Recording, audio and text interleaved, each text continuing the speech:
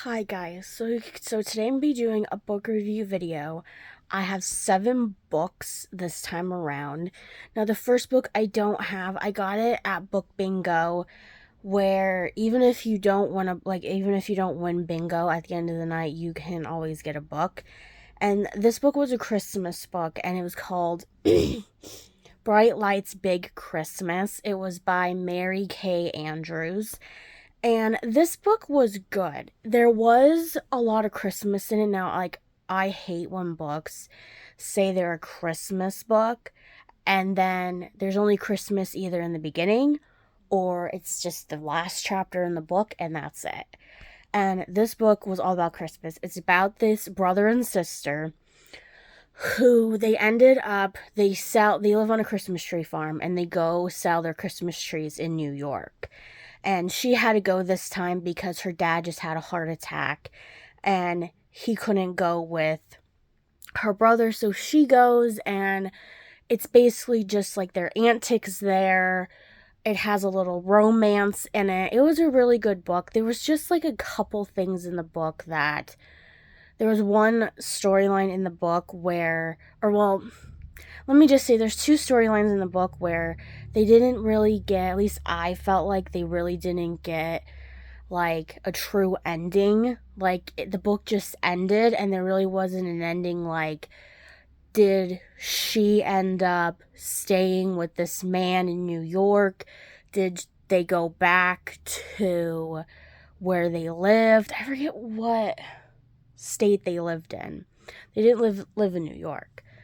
But yeah, did it work out? Did it work out with her brother? Did it work out with her dad? All this stuff. But it was a cute Christmas book. The chapters in the book were kind of short. And there was kind of like a little mystery in that book about this mysterious man who nobody knows anything about him.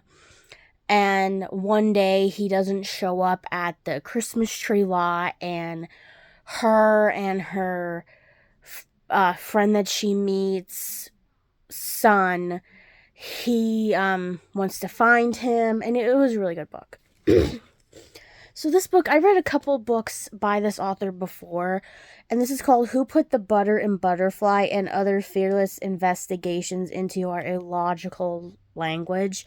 And it's by David Feldman, and he writes these books. It's like a series. These are like older books, and these are about like imponderables, like stuff that like you wouldn't know unless like you really did research on it, like why is a butterfly called a butterfly and stuff like that. And this is what it looks like. It's just split up into different sections. There's no chapter marks, and there's like, it's basically like all these different phrases we say that we don't know where they came from or why. Like, it's raining cats and dogs, where did that come from? What else is there? I'm trying to think. I know that was one.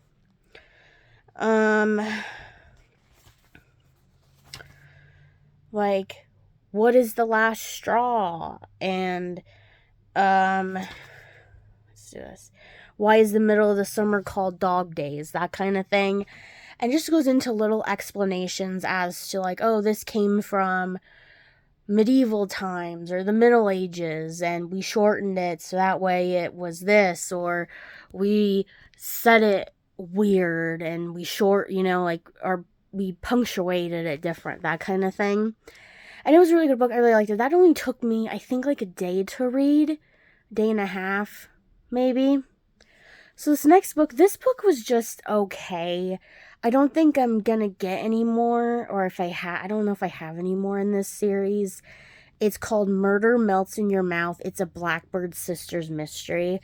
And this book, it was basically more of a mystery book where it was more about the sisters than it was about what was going on in the book. Like, they would do like this person died and she had to figure out what happened to him, but her other 2 sisters got into like little snafus and she was dealing with that more so than dealing with like what was going on and how to solve the mystery.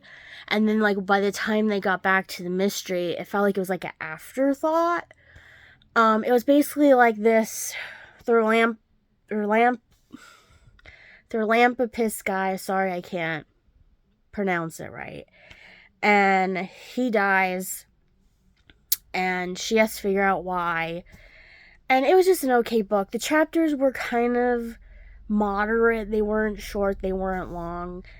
But all in all, it was just like the main character in this book kind of reminded me of myself, because there's just one thing in this book she really wanted.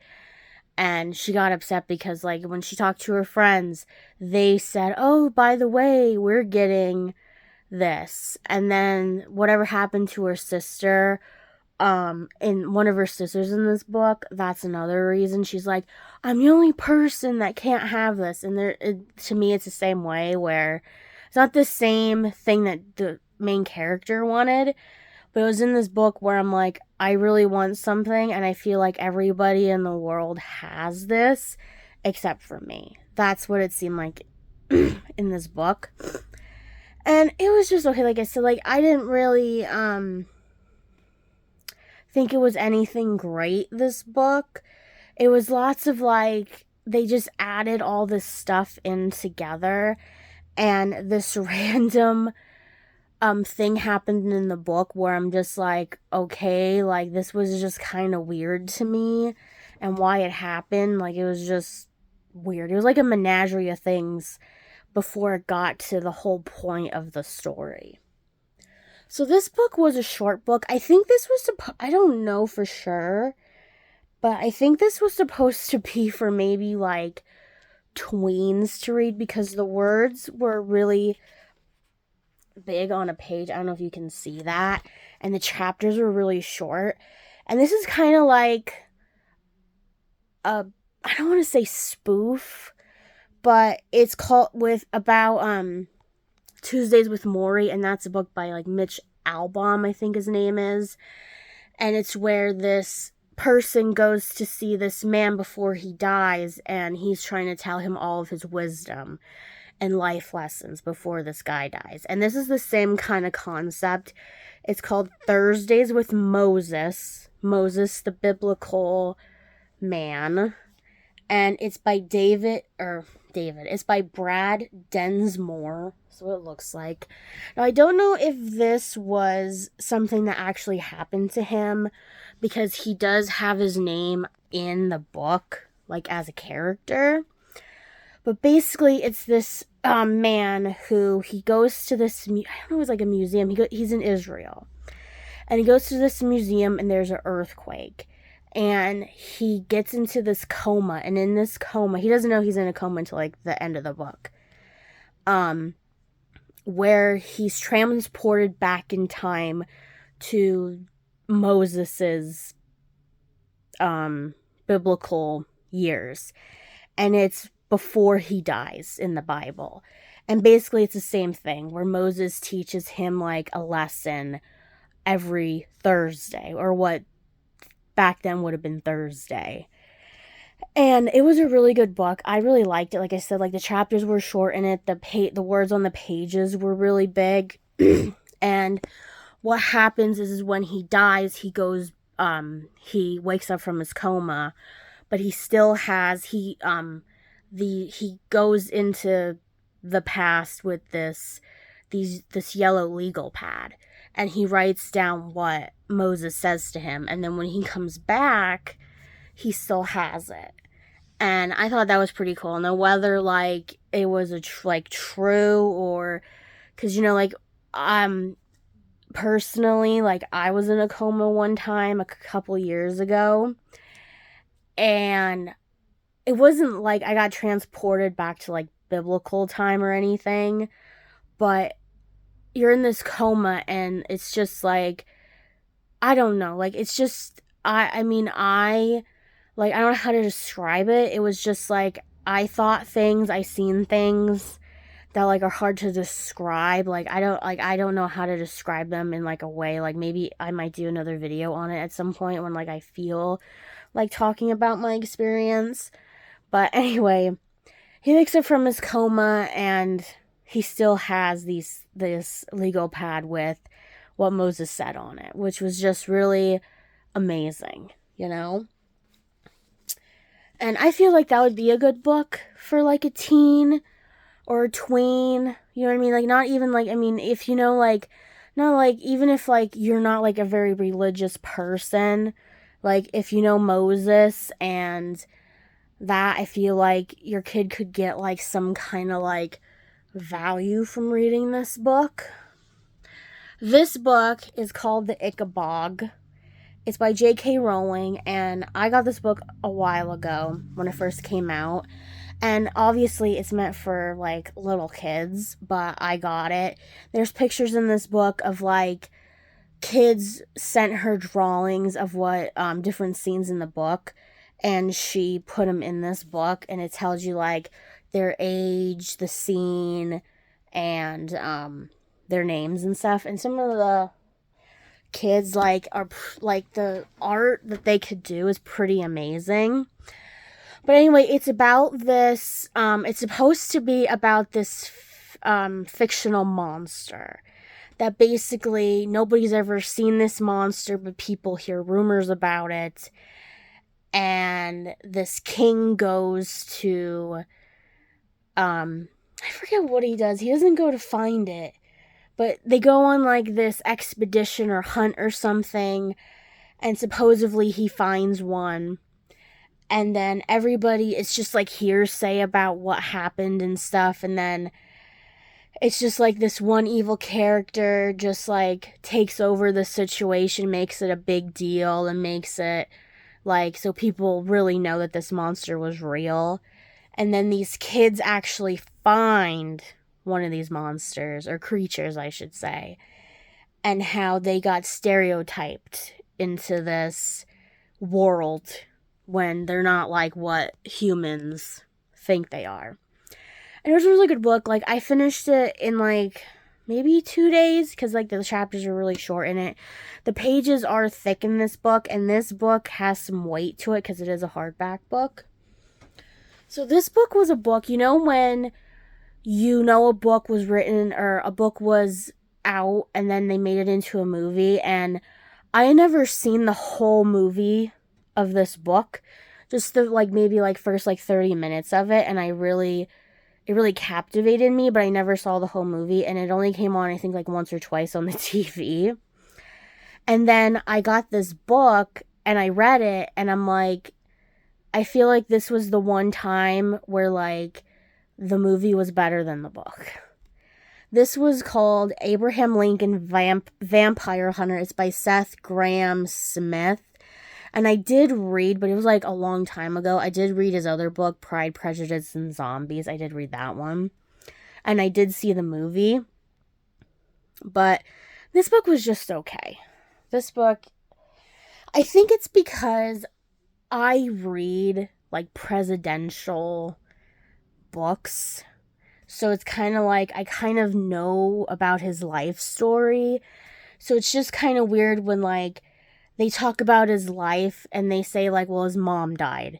And I'm like, okay, I knew that. But then they turned it into, well, the vampires did it. Or like when he broke up with his wife the first time before they were married, broke off their engagement, it was because, her dad like was in business with vampires and stuff like that. It was just like, I think that's why I didn't really like it, because it was just like an add-in instead of like the two worlds, like the real life of him, of Abraham Lincoln, and the vampire thing meshed together. And I think that's what it was, more so than anything. But it was an okay book. Like, I don't know. Like, I just think it was just okay. I mean, I didn't see anything wrong with it. I just feel like maybe if I seen the movie more, I would have liked the movie more than the book. And last but not least, I liked this book the best. Now, I did read a few book review videos ago, a book about the presidents, and this is basically all the presidents except for Joe Biden and Donald Trump, just because they said at the end, like, when they wrote this book, they wrote this book this year, like, they didn't know about, you know, like, if Joe Biden was going to get a second term, if Donald Trump was going to get a second term, so they didn't, like, their story didn't end yet, so they couldn't obviously write about them in this book. But they did write, like, a couple essays in the back, each one of them, about, like, what they thought each of them did, was the positive and the negatives. This is called Confronting the Presidents, a no-spin assessment from Washington to Biden, and this is by Bill O'Reilly and Martin Dugard. Now, I just got into reading Bill O'Reilly's books. I read his one book about Kennedy that I got at Book Bingo. I have another one, but I'm probably not going to read that one yet until next year. But this is what it looks like. In this book, if you really like history, especially presidential history, there is a lot in this book. And then, like I said, it goes from Washington, and it's basically not like, it flows like a story. It's not just like facts. Like, it flows like a story. So if you like that, this book's for you. And I did highlight in it because there was stuff in this book that, even though I did read a book recently about most of the presidents, because I think it only went up to Herbert Walker Bush, I did highlight in this book. And there was things in this book, like, I didn't really know, especially from reading that other book. And the other book, I will say, goes into more detail, more historical stuff. This book, it is historical, like, don't get me wrong about that, but the chapters were smaller in the book, which I really liked. It was like a slimmed down version of basically, like, what happened in their presidency, and then, like, like, how they were feeling during their presidency, like, all that stuff. The other book was just more detailed because it went into, like, the electoral colleges, what states voted for who were their, like, cabinet members, like, all that kind of stuff, like, a thing about the vice president, all that kind of stuff. There is pictures in the book. It goes through all the presidents, and then if they had a first lady, or if they had, like, their niece or a female if they didn't have their wife because their wife died, or they didn't have a wife at all, like, who was, like, the hostess when they had parties and stuff. So I'm definitely going to keep this book because I really liked it. And it was, like I said, it was really informative. So that was my book review video. Oh, I would give that book, like, 5 stars, to be honest. Like, and I really hardly ever give books 5 stars. That book was really good. And I don't know if I showed you guys the cover of this book. So this is what it looks like if I didn't. And if I did, I apologize. I was sick last week. I'm still sick. So I wanted to make sure, like, I went through this book review video, like, fast so I wouldn't cough during it, or mucus come out of my nose or anything. So that was my book review video. Now, next month, I'll be doing a Christmas book review video, so you guys know. And I might have a lot of books for that, so I might break it up into 2 different parts. I'm not really sure. I don't know if I'm just going to do 6 books, 7 books, or more than that, because I have a lot of Christmas books.